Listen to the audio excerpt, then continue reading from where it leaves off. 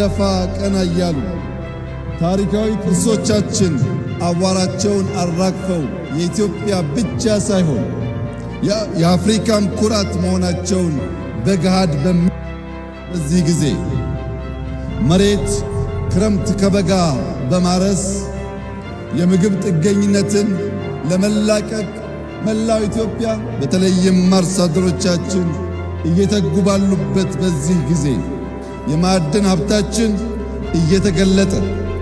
የቱሪዝም ሀብቶቻችን እያበቡ ቴክኖሎጂን የመጠቀም አቅማችን እየሰፋና ልምምዱ እያደገ ኢትዮጵያ በሁሉም መመዘኛ ከጨለማ ወደ ንጋት እየተሸጋገረች ባለችበት በዚህ ታሪካዊ ጊዜ በሆሳዕና ከተማ ተገናኝተን ዳግም ቃል ኪዳናችንን ለመጠበቅና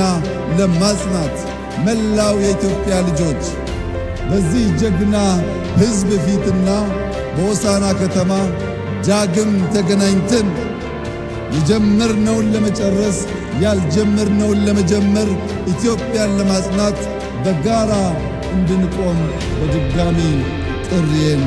አቀርባለሁ።